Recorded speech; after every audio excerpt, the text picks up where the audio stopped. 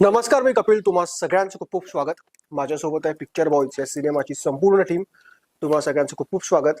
आणि Thank you, कसं sir. वाटतंय ट्रेलर रिस्पॉन्स जो मिळतोय ते बघून कसं वाटतंय आपल्याला श्याम? खरंच खूप छान वाटतंय. प्रत्येक जण प्रतिसाद भरपूर देत आहेत आणि खूप छान वाटतंय. 15 मेला मला आत्ताच आतुरता लागली की 15 मे येतोय कधी आणि थिएटर गज भरतंय कधी. आणि सगळेच म्हणजे पिक्चर बॉयचा आता विषय म्हणजे महाराष्ट्रात हार्ट व्हायला लागलाय. खूप छान वाटतंय. हंसराज प्रतीक स्ट्रगलर युवकांची गोष्ट आहे, पण त्याच्यात बराच मसाला तडका बराच आपल्याला बघायला मिळणार आहे. तर काय गंमत नेमकी या सिनेमातून बघायला मिळेल प्रेक्षकांना, हंसराज? गंमत अशी आहे की प्रत्येकाची एक जर्नी असते आणि ह्या जर्नीमध्ये कशी ती धमाल होते, बऱ्याच गोष्टी कशा रंगून येतात. तर मला असं म्हणायचं की जशी एक मालामाल विकली जशी फिल्म होती, तशाच पद्धतीने तुम्हाला याच्यामध्ये पूर्ण मनोरंजन पाहायला मिळणार आहे. आणि त्याच्यामध्ये प्रत्येकाच्या कॅरेक्टरमध्ये जे काही व्हेरिएशन्स आहेत, त्याच्यामुळे तुम्हाला आणखीन जास्त मजा पाहायला मिळणार आहे. प्रतीक? मी एवढं सांगेन की पिक्चर बॉयज म्हणजे मॅडनेस, म्हणजे खूप खतरनाक कॉमेडी, जसं टॅगलाईन पण आहे फिल्मची, कॉमेडीचा ओव्हरडोस. आता सगळीकडे प्रमोशन्सला गेलो की आमचं हेच चाललंय, 15 मेला पिक्चर बॉयज कॉमेडीचा ओव्हरडोस. हा, ती टॅगलाईन पण बाय मीच दिली, तेवढं क्रेडिट मला. तर नाही, खूप एंटरटेनिंग फिल्म आहे. आणि तुम्हाला जरी एवढेच आर्टिस्ट दिसत असले तरी 15 ते 20 आर्टिस्ट आणि त्यांचे कॅरेक्टर, त्यांच्या प्रॉपर एंट्री आणि एक्झिट, बरोबर त्या कॅरेक्टरचं प्रत्येक कॅरेक्टरला म्हणजे न्याय मिळून दिलाय फिल्म मध्ये. खूपच धमाल फिल्म झाली आणि खूप आता ह्या 4-6 महिन्यात कुठलीच अशी धमाल मराठी कॉमेडी फिल्म आली नाहीये. त्यामुळे सगळ्यांनाच आव्हान आहे की सर्वांनीच 15 मेला फिल्म बघावी. साक्षी, ह्या सगळ्या बॉईज मध्ये तू एकटीच मुलगी दिसतेस. हो. हा, तर काय नेमकं कॅरेक्टर आहे? सगळ्यात पहिले जय श्रीराम. माझं कॅरेक्टर ॲज अ लीड आहे, हिरोईन म्हणून. त्याच्यामध्ये माझं असं दाखवलं आहे की स्ट्रगलिंग करत आहे मी आणि माझं फर्स्ट ऑडिशन आणि सगळं स्ट्रगल दाखवलं आहे. ऑडिशन पकडा, आणखीन डान्स राऊंड, कपल राऊंड असं दाखवलं आहे. त्याच्यामध्ये धमाल आहे. आणि हे मला स्टार्टिंगला नवीनच वाटले. प्रतीक लाड आणि हंसराज जे हिरो आहे माझ्यासाठी नवीन होते, कारण पहिला एक्सपिरियन्स होता आणि खूप सपोर्ट केला त्यांनी. काय काय पण मला सांगे, सगळे बॉईज आहेत, हा. तू एकटी गर्ल, तर सेटवर त्यांनी काय तुझी खेचली किंवा काय असं काही घडलं? असं काहीच नाही. कारण त्यांनी समजून कारण सगळे घेतलं मिश्किल मला. आहेत खूप. माझी सर प्रोड्युसर तिचे वडील आहेत. आम्ही काय तिची खेचणार, आमची काय मजा आली. त्यामुळे आम्हाला शांत असं वाटतं. हो. हो, तर धाक काही होता जास्त वडिलांचा. झालं नाही. वडिलांचा धाक होता. हो. तसंच काही. पवन, ह्या सगळ्यांचा एक वेगळा आपापला फॅन बेस आहे आणि ह्या सगळ्यांसोबत स्क्रीन शेअर करताना खरं तर टायमिंग खूप महत्वाचा असतो. एक्झॅक्टली. तर कसं ट्युनिंग तुमचं सगळ्यांचं सेटवरती? फिल्म सुरू व्हायच्या आधी वर्कशॉप झालं होतं. 10-15 दिवसात आमचं वर्कशॉप चाललं होतं. त्यामध्ये घनश्याम असेल, हंसराज, प्रतीक असेल, साक्षी, अजून आमचा मित्र नाही अरबाज. तर मग ह्यांच्याबरोबर वर्कशॉपमध्येच ट्युनिंग झालं होतं खरं तर. आणि मग त्याचा इफेक्ट, खरं तर म्हणतात ना, एखादं नातं त्याचं पुढे जाण्यासाठी वेळ महत्वाचा नाही, वर्ष महत्वाचे नाही, त्याला एक दिवस सुद्धा पुरेसा असतो मला वाटतं बॉन्डिंग होण्यासाठी. तर मग त्याचाच इफेक्ट फिल्मवरती, स्क्रीनवरती शूट करताना दिसला आणि खूप मजा आली. हंसराज, आतापर्यंत असं म्हटलं जातं की हंसराज म्हणजे नॅशनल अवॉर्ड विनिंग ऍक्टर किंवा एक तो आपण म्हणतो ना टॅग असतो. कुठेतरी कमर्शियल सिनेमापासून थोडासा तू हे दुरावला होता. ह्या निमित्ताने पुन्हा एकदा कमर्शियल आणि मेन स्ट्रीम सिनेमा येताना कसं वाटतंय? आणि जेव्हा पिक्चर बॉस तुझ्याकडे आला आणि तुला कळलं की असं असं कॅरेक्टर आहे आणि ही सगळी मॅड मंडळी सगळी तुमच्यासोबत असणार आणि सिनेमात एक मॅडनेस प्रेक्षकांना बघायला मिळणार होता, तर तेव्हा कसं तू याला अप्रोच झालास? खरं जसं तुम्ही म्हणाले की वेगवेगळेच सगळे सिनेमे करत असताना कमर्शियलकडे वळताना कसं वाटलं, तर खरंच माझ्यासाठी हा खूप छान एक्सपिरियन्स आहे. कारण की ह्या सगळ्या मॅट टीम मध्ये माझं जोडलं जाणं माझ्यासाठी फारच म्हणजे मी स्वतःला भाग्यवान समजतो याच्यामध्ये. आणि त्याच्यामध्ये एक मॅड कॅरेक्टर मिळणं ही म्हणजे मला दोन्ही गोष्टी म्हणजे एक जॅकपॉट मिळाल्यासारखं झालं. कॅलेंडर नावाचं कॅरेक्टर प्ले करतो याच्यामध्ये, जे की पूर्णपणे छपरी आहे आणि पूर्ण सिनेमामध्ये धिंगाणा मजा मस्ती करण्याचं ते पूर्ण कॅरेक्टर आहे असं आहे. प्रतीक, तुझ्या बाबतीत पण हाच प्रश्न की एक फ्रँचायझी, मोठी फ्रँचायझी सिनेमाची, त्याच्यातला प्रतीक लाड सगळ्यांना ओळखतात की बॉईज म्हटलं म्हणजे प्रतीक सगळ्यांच्या चेहऱ्यासमोर येतो. तर आता त्या फ्रँचायझीतून बाहेर पडून त्याच पॅटर्नचा पण एक mad comedy Mad cinema comedy. करताना कसं वाटतंय? नाही, फार भारी वाटतंय. मी जवळपास सगळ्यांबरोबरच पहिल्यांदाच काम करतोय. हो. डिरेक्टर असेल, पूर्ण कास्ट असेल, आणि मला सांगावंसं वाटतं की हंसराज बरोबर मला खूप वर्षांपासून काम करायचं होतं. म्हणजे जेव्हापासून त्याला नॅशनल अवॉर्ड मिळालाय धगसाठी, तेव्हापासून मी त्याचं काम फॉलो करत आलोय. तो पण मराठवाड्यातला आहे, मी पण मराठवाड्यातला आहे. वा वा. सो पिक्चर बॉयच्या निमित्ताने ती संधी मला मिळाली, तर मी खरंच म्हणजे खूप ब्लेस्ड आहे. आणि सहसा तो अरे बापरे म्हणतोय, कारण एवढं कौतुक आम्ही सहसा एकमेकांचं करत नाही. नाही, पण मला आता खरंच मला आपल्या प्लॅटफॉर्मवर हे बोलावंसं वाटलं की खरंच खूप मजा आली, आणि हंसराज सोबत काम करून मला खूप जास्त भारी वाटलं. वा वा. काय तुला काय आवड ऍज अन ऍक्टर म्हणून हंसराज ऍक्टर कुठला म्हणून गुण आवडतो? खूप खूप गोष्टी शिकण्यासारख्या, म्हणजे खूप जास्त, म्हणजे डिसिप्लिन त्याच्याकडनं शिकायला पाहिजे. वेळेवर येतो, म्हणजे 1 मिनिट सुद्धा अरे अरे हा, हो, मग काय, खूप वेळेवर येतो. आणि म्हणजे काम म्हणजे खूप कॅमेरासमोर कमाल. उगाच कौतुक करतोय का? मला वाटतं ते सगळेच मुद्दे खोटे आहेत की सार्केझम नावाचा एक प्रकार आहे, तो इथे सध्या सुरू आहे. नाही, जोक सपाट, पण नाही, हंसराज माझ्यापेक्षा खूप जास्त सिनियर आहे. आणि मी नेहमीच त्याला मस्करीत बोलतो की मला पण एक नॅशनल अवॉर्ड पाहिजे, नाही का, मला जरा टिप्स दे. तर तसंच त्याने फिल्म आम्ही शूट करताना पण खूप जास्त त्याची हेल्प झाली मला. आणि त्याचं म्हणजे जेवढं मी तुम्हाला बोललो मॅडनेस आहे फिल्ममध्ये, सगळ्यात मॅड कोणाचं कॅरेक्टर असेल तर हंसराजचं आहे. म्हणजे कॅलेंडर हे कॅरेक्टर एवढं हिट होणार आहे ना 15 मे नंतर, म्हणजे लोक फॅन होणार आहेत. आणि मला वाटतं टीमने त्यामुळेच ट्रेलरमध्ये काही टाकलंच नाही कॅलेंडरचं, कारण ते जर टाकलं तर लोक खूप असे आतुर होऊन जातील, नाही का. एकदा ते 15 मे ची तारीख उलटली की लोकांना कळेल कॅलेंडर काय. सो एवढं तगडं त्याचं कॅरेक्टर होतं, आणि त्यालाच बॅलन्स करणारा माझं डमरू नावाचं कॅरेक्टर आहे. सो ती जय विरूची त्यांची दोघांची पण जोडी आहे, आणि खूप भारी वाटलं. म्हणजे एक गोष्ट नाही अशी, म्हणजे मला असं वाटतं की हंसराज आता प्रोफेशनल फ्रेंड कमी, आणि आता तो एकदम पर्सनल आयुष्यातला चांगला बेस्ट फ्रेंडच्या ग्रुप म्हणजे या पैकी एक सिनेमाच्या म्हणू निमित्ताने शकतो. एक चांगला मित्र तुला 100% 100%. आणि जसं पवन बोलला की एक दिवसही खूप असतो, तसं आमचं 1-2 दिवसातच एवढं घट्ट बॉन्डिंग झालं, म्हणजे इव्हन सगळ्यांसोबतच. पण स्पेशली माझं काम हंसराज बरोबर, त्याच्याबरोबर जास्त सीन होते, तर आम्ही खूप जास्त लवकर जेल झालो, आणि खूप खूप मजा आली. वा वा. घनश्याम, तुम्हाला आतापर्यंत वेगवेगळ्या माध्यमातून आपण बघतो, बरोबर. आणि घनश्याम म्हणजे एक काय म्हणतात त्याला, गंभीर आणि राजकीय विषयांवरती भाष्य करणारा एक चेहरा, अशी तुमची ओळख आहे. बरोबर. तर ह्या आउटर कॉमेडी सिनेमाचा बनून कसं वाटतंय, आणि घनश्यामचा नेमकं कुठला बाज प्रेक्षकांना बघायला मिळणार? नक्कीच सर, सगळ्यात महत्वाचं आहे ना, प्रथमतः मला एक सांगायची गोष्ट आहे की माझ्यापेक्षा खूप सिनियर आहेत. हंसराज सर असतील, प्रतीक सर असतील, यांच्याबरोबर मला काम करण्याचा अनुभव आला, आणि यांच्याबरोबर मी नवीन असताना मला यांनी ऍडजस्ट करून घेतलं. आणि पवन तुम्ही असेल, नवीन आहात. मी तर या क्षेत्रात नवीन आहे, पण हे मला सिनियर आहेत, आणि त्यामुळं मी नवीन असताना यांनी मला खूप ऍडजस्ट करून घेतलं. दुसरी महत्वाची गोष्ट, एक राजकारणी व्यासपीठवर मला बोलायला काही वाटत नाही, ते माझ्यासाठी खूप इजी आहे. पण या क्षेत्रात काम करायचं म्हणलं ना, ते जरा मला अवघड जातं, कारण कॅमेऱ्याची सवय नसते, फेस करायचा, स्तव सीन. पण ह्या सिनेमामध्ये माझं एक वेगळं कॅरेक्टर आहे, एक वेगळी छाप पडेल त्या कॅरेक्टर मधून. म्हणजे एक निरागस आहे आणि साधं बोळ कॅरेक्टर दाखवलंय. म्हणजे एक करुणा मॅडम आहे, तिचं वय 45च्या आसपास असेल असं येईल, आणि त्यांचा पीए आहे मी पर्सनल. आणि मग पीए म्हणलं तुम्हाला जर माहिती आहे, चहापेक्षा किटली गरम कधी बी असते. मॅडमला बोललो म्हणजे आम्हाला बोललं, आणि मग ते वेगळं असं सिनेमात काम करत असताना यांच्याबरोबर तर मी काम केलं, पण एक वेगळं काहीतरी करताना मला आनंद मिळतोय, आणि सगळ्यापेक्षा ह्या सिनेमात मी एक वेगळं काम केले. वा वा वा. हो. कसं सगळ्यांसोबत ड्युनिंग कसं जमलं तुमचं? खरं तर ह्यांचे आम्ही सगळेच आतरंगी कलाकार आहोत. हो. हा, त्यापेक्षा आणि सगळेच ग्रामीण भागातले आहोत. एका दिवसात कोणालाही वाटणार नाही. एका दिवसात आमचं सगळ्यांचं एवढं बॉन्ड चांगलं झालंय की आता नुसतं एकमेकांच्या डोळ्यात बघितलं तरी कळतं यांच्याविषयी काय चालू आहे माझ्याकडे. हा, आता हे जरी असे बसले ना तरी मला जाणून येतं की यांचं काय मत येणार आहे, हा, यांना काय बोलायचंय.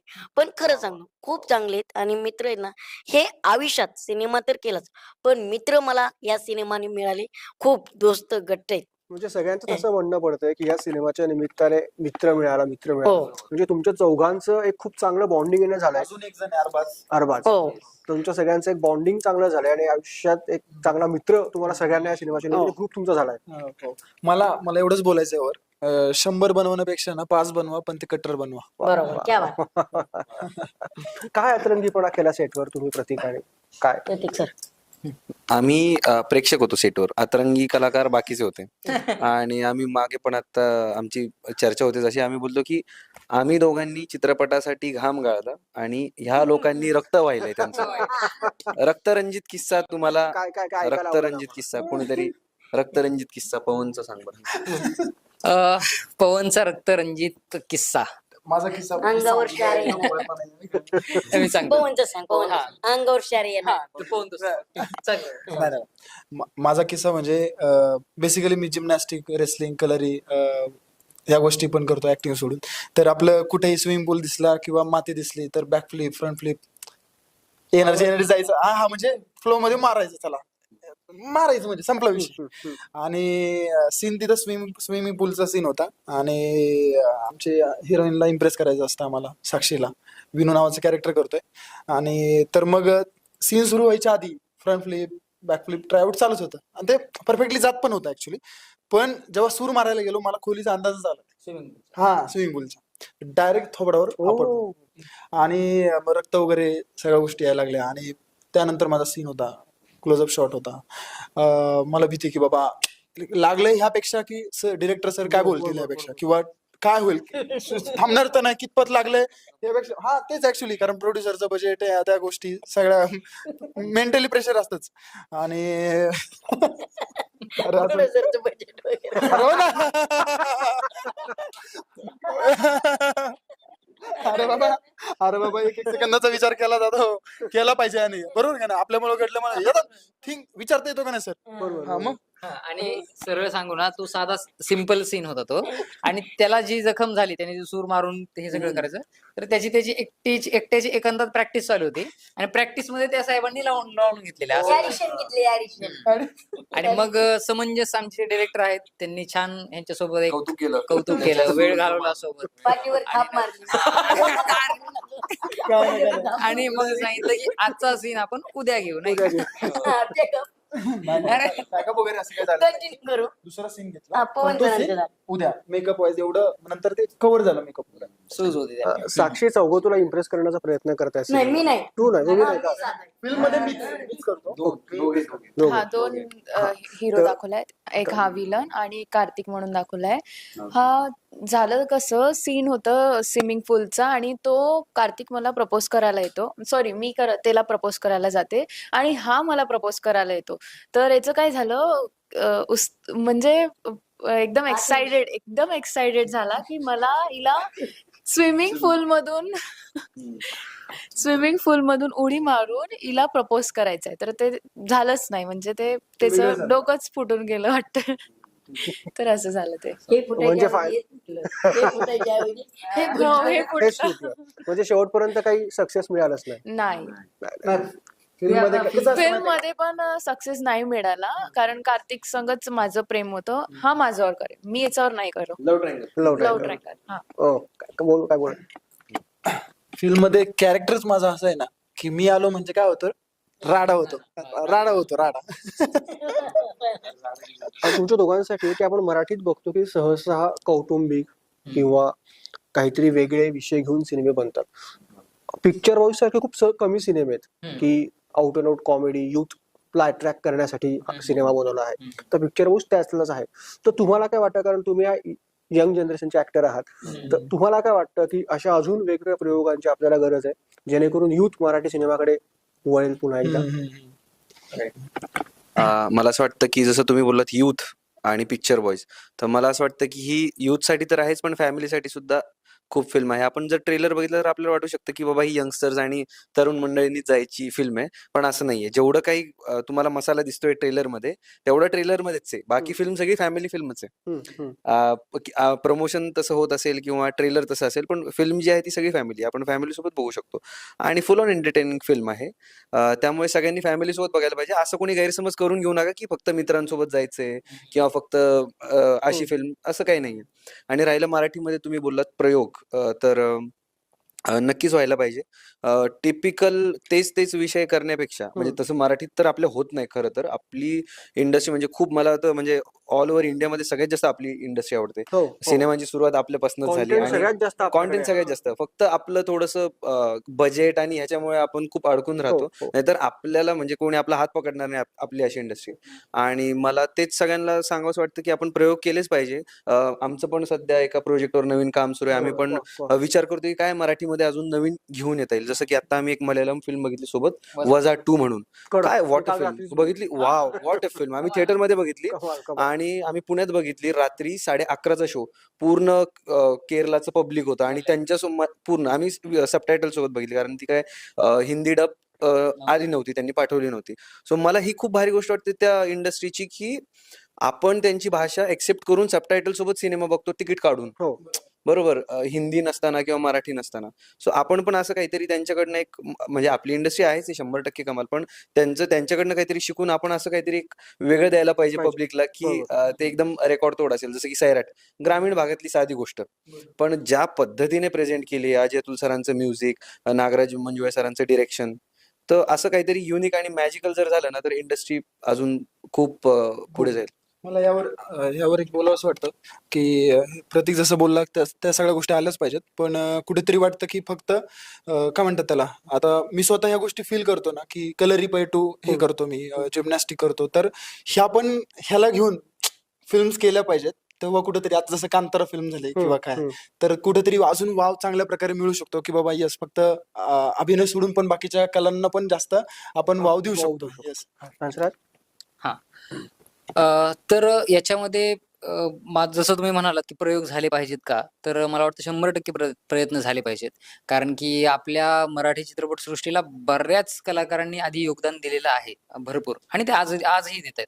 तर आता मला वाटतं की ही जी आता आमची जी येणारी पुढची ही जनरेशन आहे किंवा पिढी आहे, तर ऑब्व्हियसली ही जबाबदारी आमच्यावर पण पडणारच आहे किंवा पडलेली आहे असं आहे. तर आता जर वेगवेगळ्या जर जबाबदारी आम्ही हाताळत गेलो, तर ऑब्व्हियसली एक काहीतरी छान मराठी इंडस्ट्रीसाठी आपलं एक योगदान जाईल.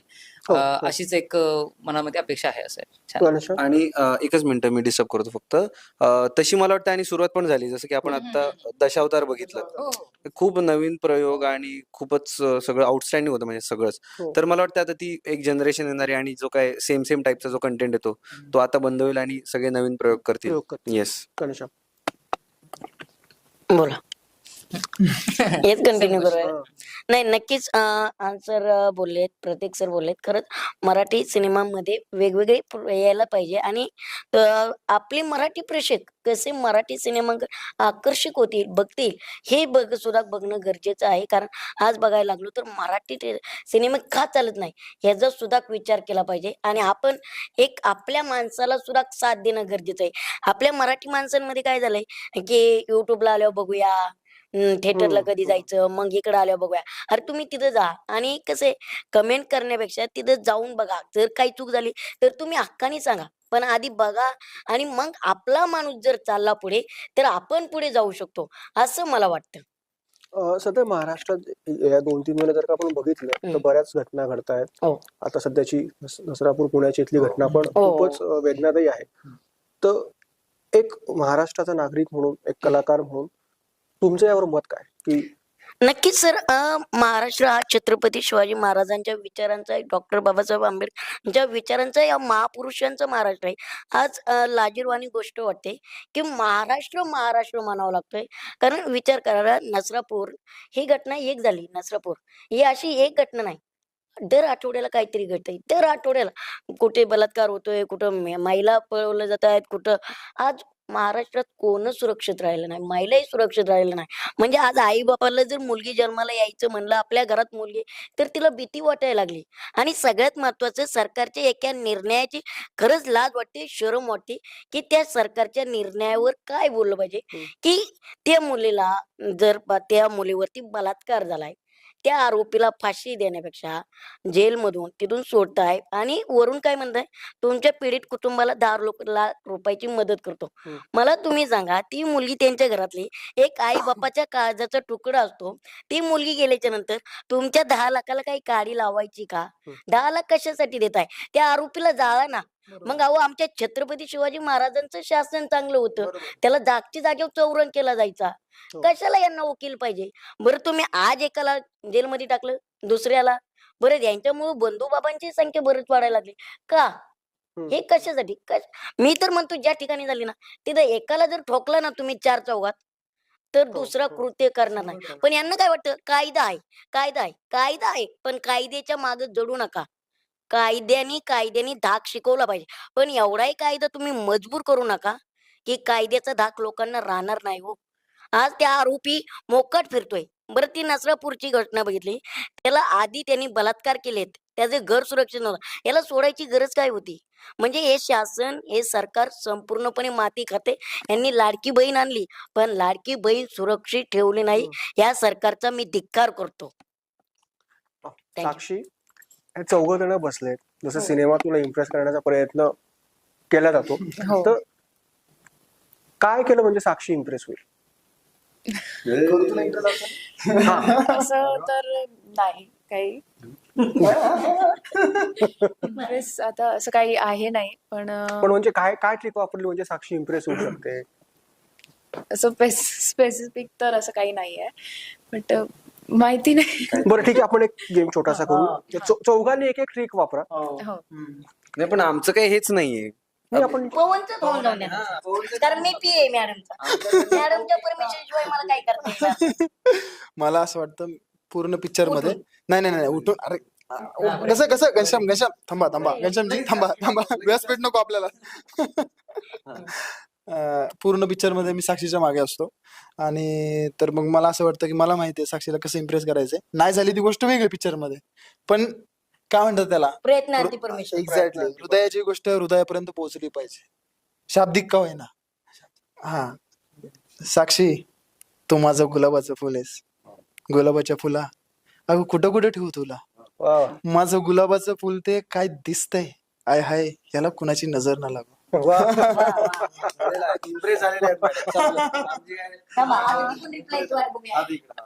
इम्प्रेस तर गोष्ट अलगच राहिली. मी मूवी मध्येच याला भाव नाही दिलं, तर आता काय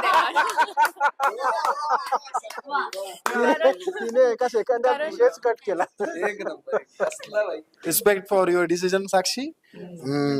ही खूपच शांत वाटते मला. तुम्ही कसं सेटवर मॅनेज, तुम्ही सगळे चौघ एकदम अलर्ट, तुम्ही 5 जण, आणि ही एकदमच शांत. मी तर कसं सेटवर तुम्ही त्यांचा असं स्वभाव आहे, ते शांतीत क्रांती करतात. हा, शेवटी हिरोईन आहेत ना. हा. आणि आणि विशेषतः प्रोड्युसरांची मुलगी. हा. तुमच्या सगळ्यांवर नजर ठेवून असेल ना. हो. जेवढं आम्ही प्रोड्युसर सरांची भीती वाटत नाही, तेवढी मॅडमची भीती आम्हाला वाटते. खूप जास्त वाटते भीती बाबा, म्हणून तर काय आता आपली हार पत्करावी लागेल है की नाही. काय एवढं सगळं तुला काय झालं? पवनला reply. हो, पण असं नजर असं म्हणजे स्ट्रिक्टपणा दिवसभर नाहीये शूट माझं. केलं सगळं झालं की मग जाऊन रात्री वडिलांना सांगायचे की अरे नाही, यार, नाही, यार, असं प्रतीकने काही असं नाही. केलं. स्ट्रिक्टपणा अरे नाही. घनश्याम, तसं अजिबात नाही. तसं ते आमच्याच टीम मध्ये होते, असं काय. मी यांच्या संग फ्रेंडलीच होते, असं स्ट्रिक्टपणा काहीच नाही. माझं फ्रेंड सारखं सर्कल होतं असं. फ्रेंड सारखं हो. साक्षी जरा वयाने पण लहानच होती असं, आणि मग तिला आम्ही पण कम्फर्टेबल करून घेतलं. आधी तिला पण थोडंसं टेन्शन आलेलं नाही का, की एवढी मोठी स्टार कास्ट आणि सगळं, जसं आता ती मगाशी बोलली की म्हणजे माझ्यासोबत किंवा हंसरासोबत तिला जरा टेन्शन आलेलं. म्हटलं काय टेन्शन घ्यायचं, आपण चांगले मित्र आहोत. तिला आम्ही कम्फर्टेबल करून घेतलं. अजून पण तिला थोडंसं वाटतं, पण आहे निवांत आहे म्हणजे. आणि साक्षी पुढची फिल्म पण करते द बॉस साक्षी. आणि राहिला विषय तिच्या इम्प्रेस होण्याचा, तर मला असं वाटतंय की पिक्चर बॉय जर मस्त अजून छान त्याने कलेक्शन केलं, ब्लॉकबस्टर किंवा अशा काही जर गोष्टी घडल्या, तर 100% साक्षी इम्प्रेस होणारच. हा, आणि त्यासाठी मग त्यासाठी मग ऑडियन्सने सुद्धा प्रयत्न करणं गरजेचं आहे, आणि साहेबांनी सुद्धा. कारण साक्षी मॅडम इम्प्रेस झाल्या पाहिजे आता तरी. आम्ही प्रयत्न कायम ठेवू सिनेमामध्ये. म्हणजे आता सिनेमाचं शूट झालंय, पण बाहेर आपल्याला गरज नाही है की नाही. नाही, पण एक सांगा, प्रोड्युसरची मुलगी म्हणून नाही, पण साक्षी मॅडमनी खरंच आम्हाला खूप सांभाळून घेतलंय बरं का. म्हणजे जर आम्ही आलो तर कलाकार होतो, पण काही चुका झाली ना, एखादी मुलगी म्हणणार सर हे कलाकार असं चुकलं, तसं झालं, असं नव्हतं करायला पाहिजे, ते उलट सांगायची पप्पा जाऊन द्या ना, होतेच राहतंय, हे पोराचे. म्हणजे एक हिरोईन, एक मैत्रीण बेस्ट आम्हाला मिळाली. हा, आणि प्रोड्युसरची मुलगी पण. घनश्याम, पुढच्या सिनेमात तुला घेणार आहेत नाही, घेणारच पुढच्या सिनेमात तुम्हाला त्या. चलो, थँक्यू थँक्यू सो मच. मजा आली तुमच्यासोबत बोलताना. जाता जाता प्रतीक आणि बोला. पिक्चर बॉईज थिएटरला जाऊन का बघावा, एका वाक्यात. पिक्चर बॉईज थिएटर मध्ये जाऊन बघावा, एका शब्दात बोलेन मी, जसं मगाशी बोललो, मॅडनेस. Pure madness. एका मुलीचं स्वप्न साकार करण्यासाठी एक बाप रातभर झगडत असतोय, आणि त्या बापाचं स्वप्न साकार करण्यासाठी आपण पिक्चर बॉईज हा सिनेमा नक्की पाहावा. कॉमेडीचा ओव्हरडोस बघायचा असेल तर 15 तारखेला थिएटर मध्ये जाऊन पिक्चर बॉईज नक्की बघा. Thank you so much. Thank you. आणि तुम्हाला सगळ्यांना खूप शुभेच्छा. थँक्यू.